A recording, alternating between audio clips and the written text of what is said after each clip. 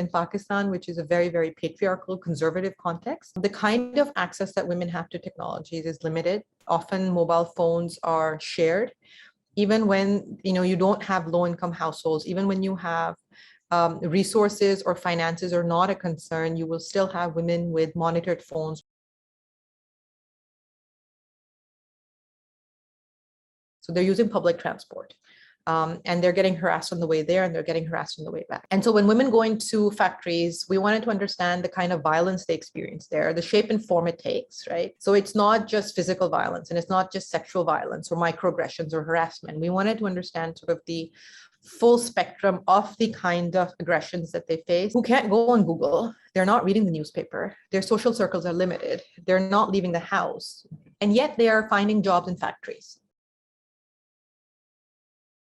There are existing mechanisms for navigating that, but then also how can we design and what can we design that will help them form collectives? So if there are certain factory spaces, if there are certain, because women don't have these social circles, there's no Reddit, right? There's no Yelp that tells them that this particular factory is very male dominated and it has a culture that is very, very abusive towards younger women entering the workforce. And so these are the kind of insights that we were looking to generate to sort of better understand what design might look like.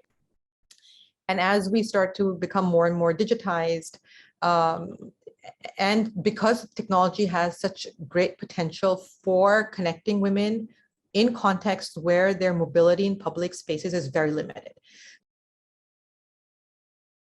My work as a technologist in Pakistan has looked at sort of the affordances or the lack of affordances and the gaps in how technologies are designed for populations that are part of the global south, so particularly vulnerable and marginalized communities. And it's my colleague and collaborator, Hadia Majid, she's an economist. And so she looks at women's labor participation.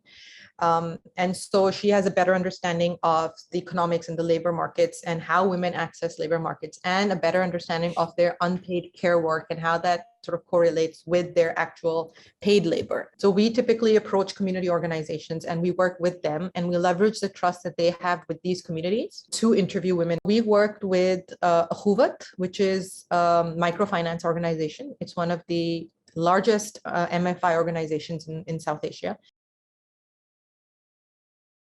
Directly asking them didn't really get us anywhere, but just asking them to talk to us about their daily routines, talking to us about some of their challenges in just, even before talking about what happens in a factory or in a workplace, talking about, well, tell us the process of getting out of the house.